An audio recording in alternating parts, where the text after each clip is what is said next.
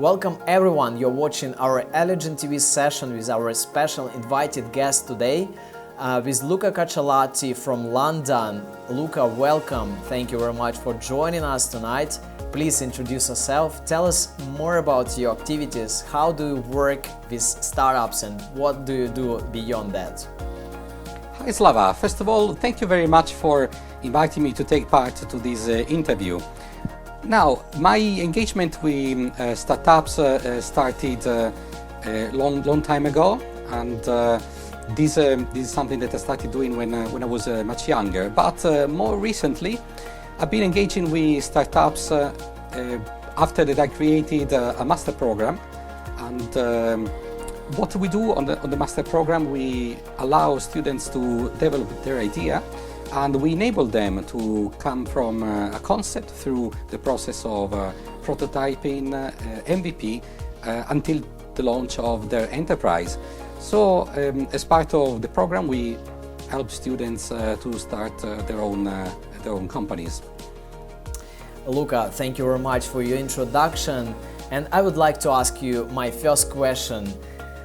Maybe let's start with the definition of innovation. It's so many discussions about innovation, but my question to you, what is innovation and what is the role of innovation in success of startup development?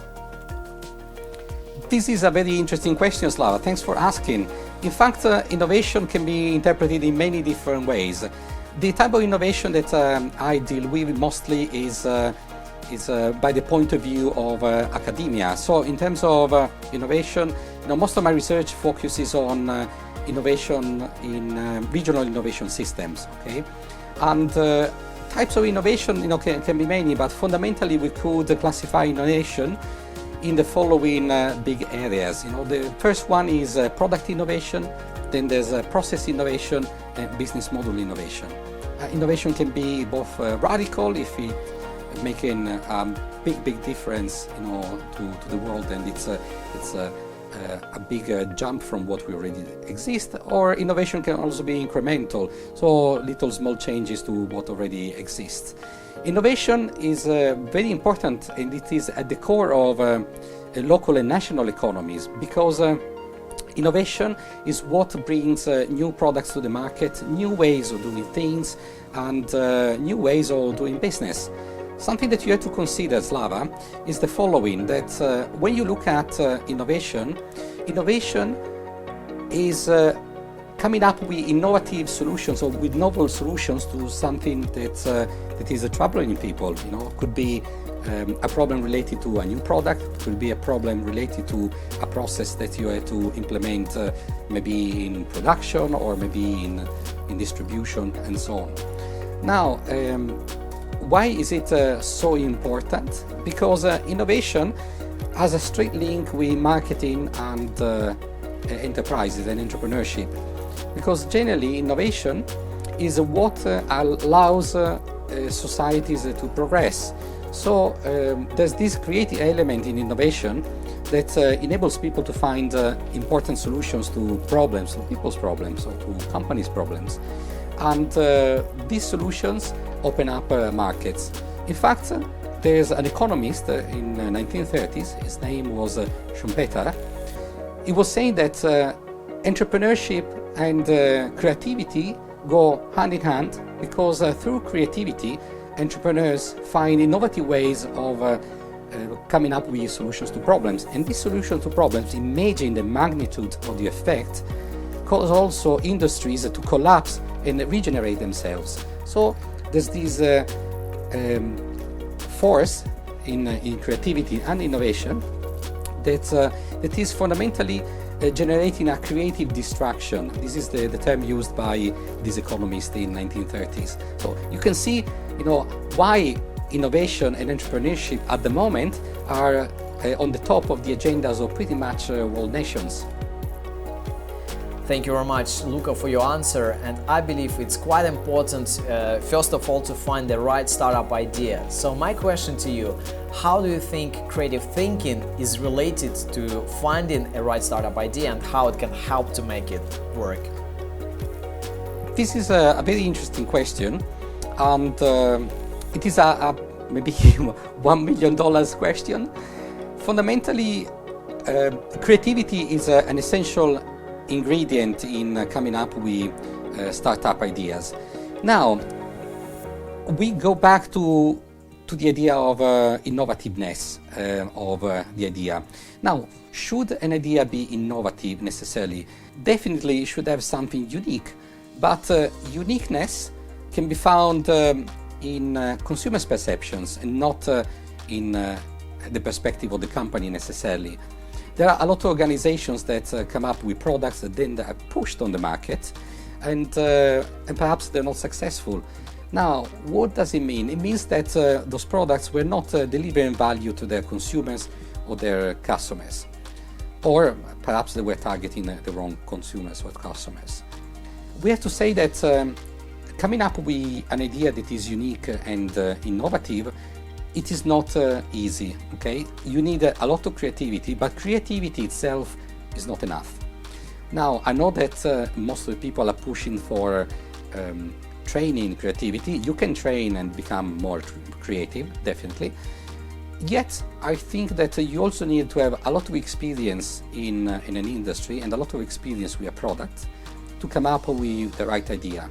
Now, the right unique idea that you come up with doesn't have to be necessarily technologically complex, or doesn't have necessarily to be radically novel, but it has to satisfy a need or want. It has to deliver value to some of the market segments. And a lot of ideas are good ideas, but they do not deliver that value. So I think that the unique idea that can bring your startup to success is an idea that delivers value. Now, how to find that? There's a combination of creativity, experience in industry, experience with the product, sense for what is valuable to your consumers. That all make together, the recipe for success. Yet, like in everything in life, there's an element of risk. So even if you have all the ingredients in place, this doesn't guarantee your success. Luca, thank you very much for that insightful discussion and for your contribution to our discussion. I think also is very important question for startups is identifying a right customer. Can you give us a bit more information about push and pull strategy? Okay, here there are a few things to be said about this. First of all, it is very important to identify the right market for your products, or for the products that you want to develop, because as you mentioned, there are two main strategies that can be adopted. One is a push strategy and one is a pull strategy. A push strategy fundamentally is I come up with an idea, I design a product, I produce it, and then I push it on the market to those customers that I think may benefit from that. But this that I think that may benefit from that is dangerous, okay? Because it is a fundamental assumption that could cost you the whole enterprise. So fundamentally, what we have to consider is the following. There's also an alternative to the push strategy. There's a pull strategy, which is I'm going to design my product and I'm going to design my offering to the consumer based on consumers' preferences. This is, in my opinion, a much better approach. Yet, it comes with some troubles. What are the hurdles that you have in that case? Fundamentally, you go to try to understand the market, and you see that consumers are a heterogeneous mass of people fundamentally, and each single person is different from another one. So we all have different characteristics and different preferences. So it is really virtually impossible to go and satisfy the demand of each single consumer, because each one has got a different perception of value. In this sense, what you can do, you can create homogeneous groups of consumers that have got some characteristics in common. And in technical terms, this is called market segments. Market segments have got different characteristics, and so you take these heterogeneous group of consumers and you split them into groups, and each group is homogeneous within group, but heterogeneous between groups. Okay, so once you have all these different market segments, you start thinking, which one is the most profitable one for me? And you can do some market research, and you can identify what market segment is suitable for you. And in that case, you go and try to identify what are consumers' preferences and attitudes to the use of a product, so that you can feed that information into your new product development process. And this is a quite effective way of coming up with products, in a startup environment. Yet we have to consider another factor here. I talked about value. Value, it is a perception. Yet this perception is a perception in the consumers. Okay, so there are different people, different perceptions of value. How do I fine-tune my product and my offering so that it can deliver real value to my consumers? Now, we have to consider that value is a perception that is given by a few components. The first one is the solution to a specific problem. Let's say that perhaps I have to find the ideal birthday gift for a friend, and in that sense, my problem is to find the perfect gift. And economists explain this in terms of utility. So the utility I get by using a product or by purchasing a product. And I like to call it, the solution to a problem, because it really solves a problem. And this utility that is extracted, or this solution to the problem, is weighted against the financial cost of the product, the economic cost of the product, because the cost is not only how much I pay for the product, but it is also whether I can buy it easily online, whether I should drive 500 miles to find a store that stocks it, whether it is behind the corner but there's no parking. So there are economic costs associated with that. Mostly, the time that I employ in purchasing the product. And then the last element that this utility or this solution to the problem is weighted against is the risk associated with the purchase. Am I buying a reputable brand? Are people happy with the product? Is it a reliable product? And fundamentally, is the supply chain where this product belongs to credible? And ultimately, as a consumer, I want to avoid to experience cognitive dissonances. A cognitive dissonance is when you purchase a product and all of a sudden you're not really satisfied with your purchase. I'm sure that everyone, in life has experienced that sooner or later. And so you see that value is very difficult to fine-tune because of all these elements, and you have to try to understand what is valuable for your consumers. But most organizations, they approach the problem in a push fashion. So they come up with a product and then they push it on the market. And I personally find it is quite risky, especially in a startup environment.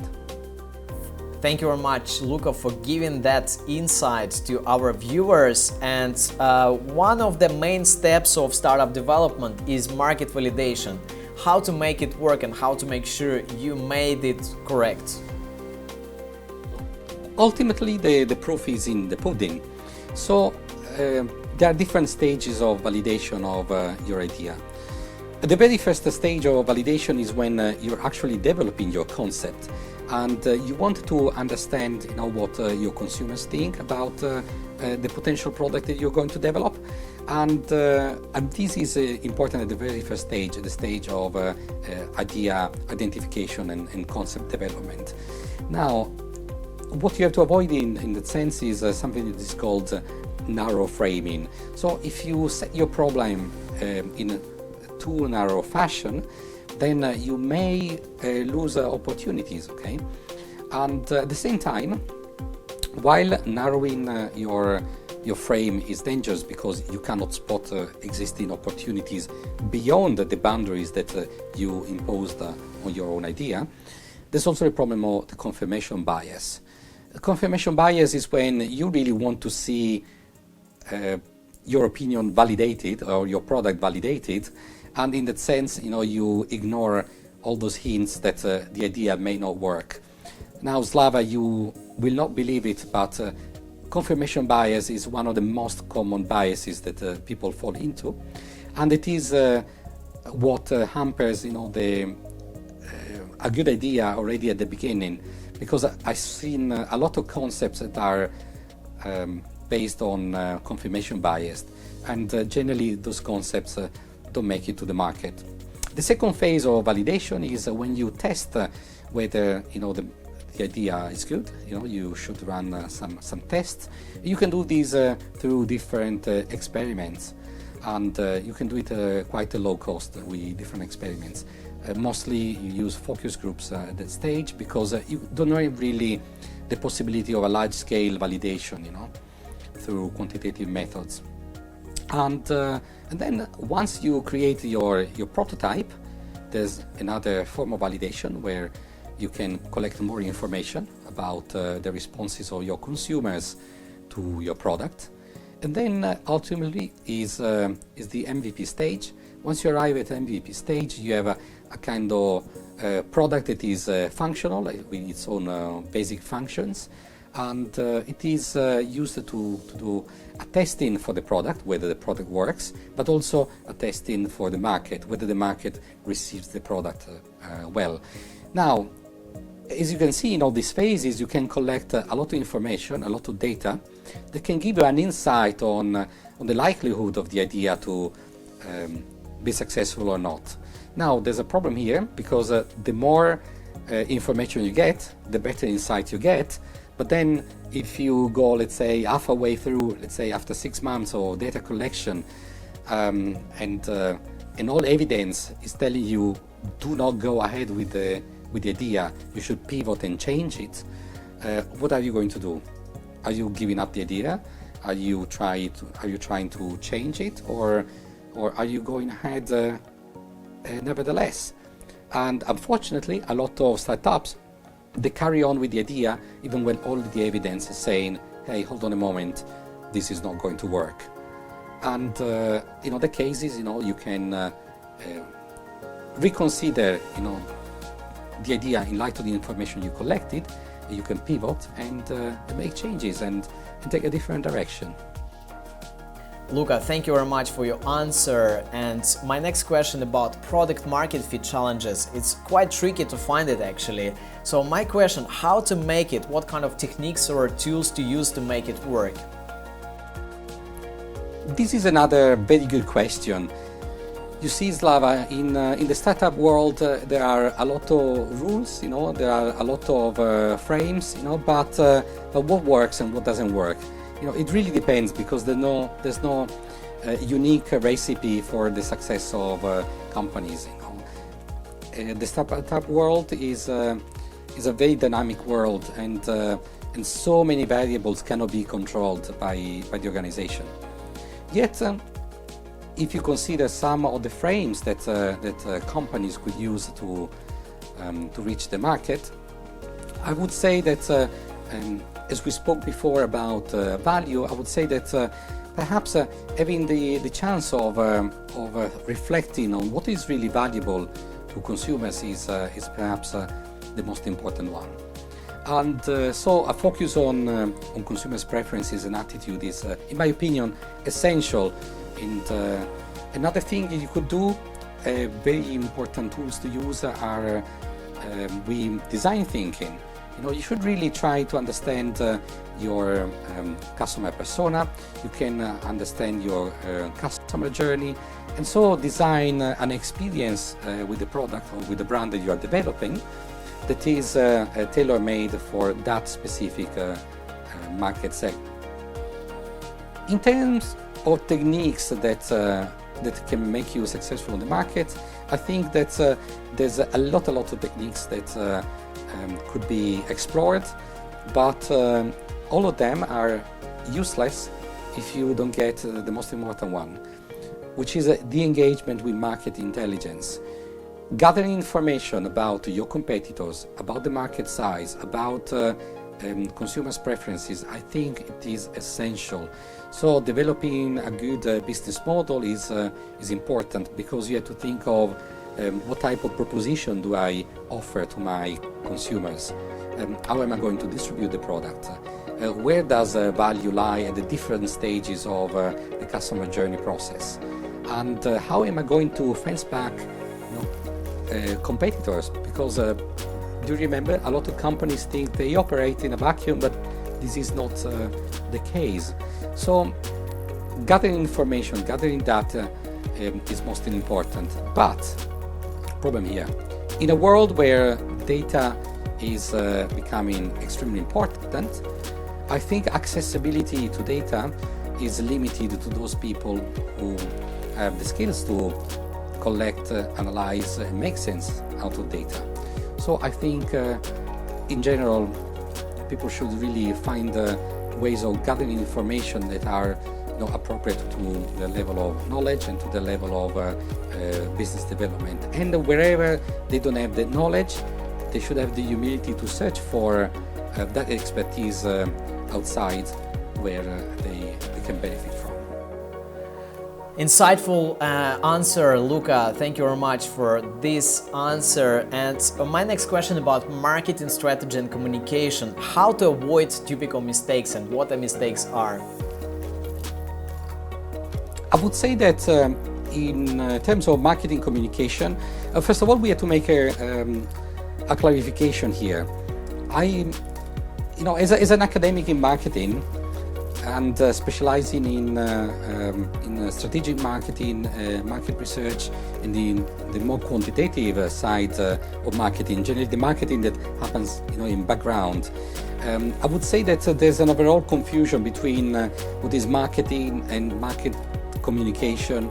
A lot of people think that marketing is limited to marketing communication, so they think advertising and social media marketing is marketing, but marketing is a bit wider than that. So if we go to look into the very specifics of market communication, I think that there are different models and different tools that startup companies can use to fine-tune their communication. I would say that some of the mistakes that I see happening are, first of all, a lot of startups do not clearly define who are their stakeholders. Sometimes they struggle to find who their consumers are. This is a very common problem, but a lot of startups have a very little attention to who are the stakeholders. And stakeholders obviously are much wider than just the consumers. And if you start considering also the stakeholders, you see that your communication needs change, and your communication needs can be fine-tuned to the different stakeholders that you engage with. So since we've been speaking about engaging with the market, I will focus just on consumers at the moment. So when you communicate with consumers, as a startup, you have to think that your product is a form of communication. The product features themselves. Your brand communicates something to your consumers. And if you have a physical product rather than a digital product, the type of distribution communicates with consumers, the price and the packaging.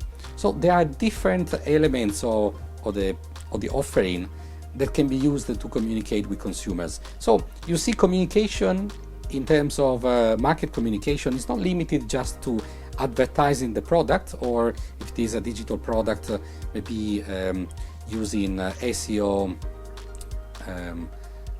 in search engines and so on. But it is a kind of more holistic approach to communication. So the first mistake is not to engage with stakeholders, or not to have a clear idea with the stakeholders.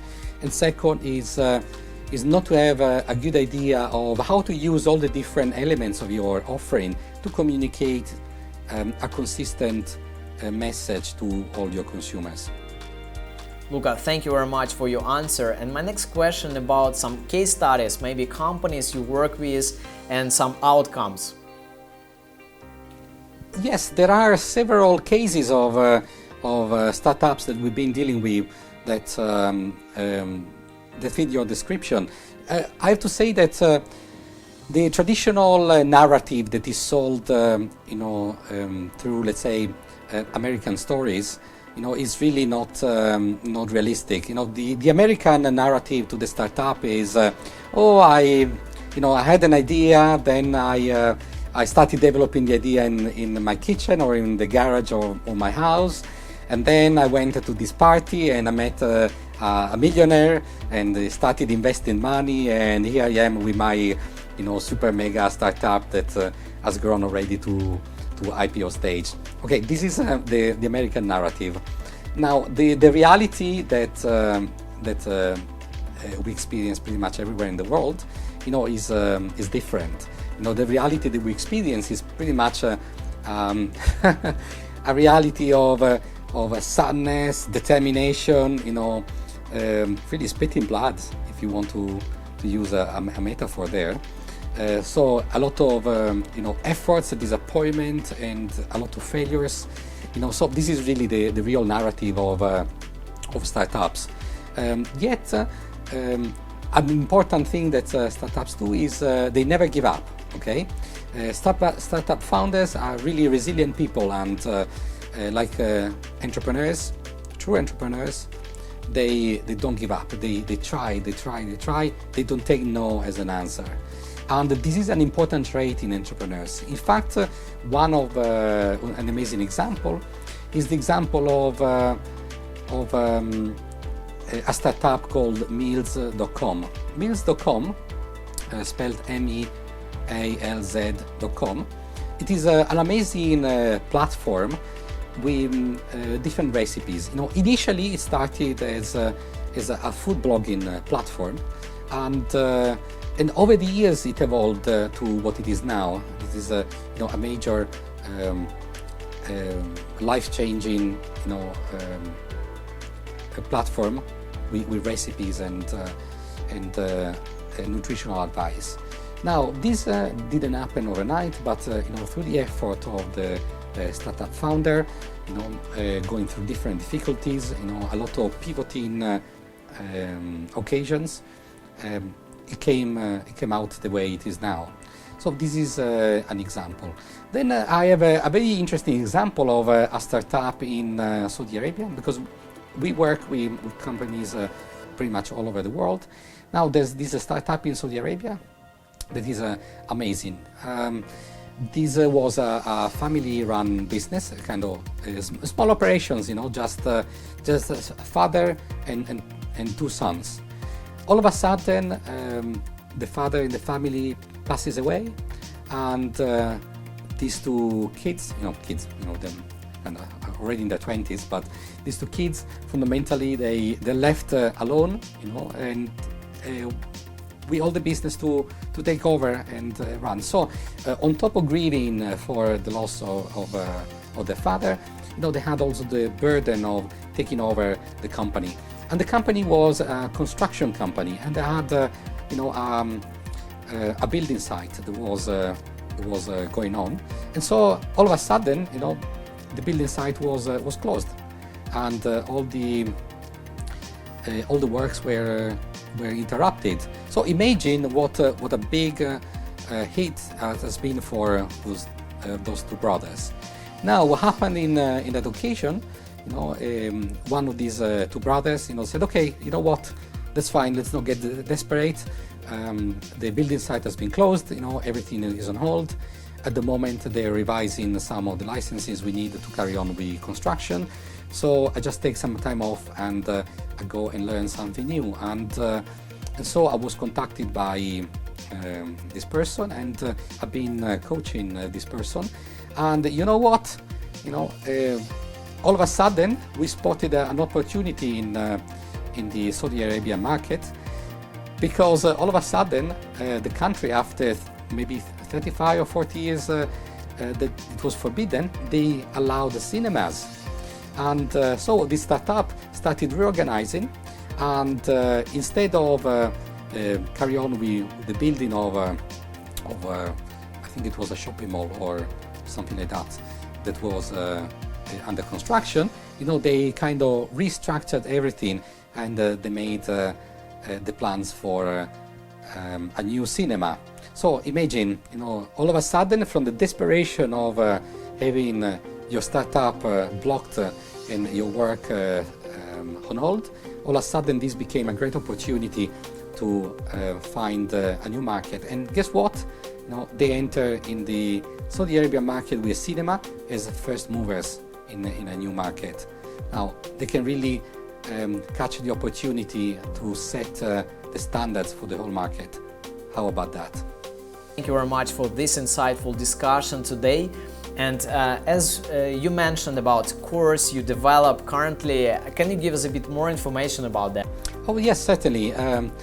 Slava, with my company Kipos, I deal with different projects. One of these projects is fundamentally an entrepreneurial mindset training course that I developed. It is based fundamentally on my experience with startups, and it is based on academic research. So it is one of the few courses where there's a strong focus on practice, a strong focus on startups, but at the same time it is research informed, because I believe that every time that I train somebody through my company, I really want to provide a training that is as relevant as possible, but also founded in research and in strong evidence base. So I think that's quite important. And this course on entrepreneurial mindset development fundamentally guides whoever comes on the course, through different stages, from the idea generation to the development of the idea, passing through the exploration of the market and the launch. So what is interesting is that the entrepreneurial mindset development course, it is not designed only for startups, but also for those entrepreneurial individuals in organizations. So this is suitable for startup, and it is also suitable for larger organizations, where individuals in the organization want to develop their creativity, their innovativeness, and their approach, and become a bit more entrepreneurial within the organization. And it goes through different phases, and it is possible to run it over a period of 3 weeks. And I strongly recommend it because it is based on coaching, and fundamentally it is personalized and tailor-made, and there's a very strong focus on team learning. So you generally work in teams on this program. Thank you very much for your contribution, Luca. It was an amazing discussion with Luca Cacciolatti from London, and please welcome to join us next time. Stay tuned.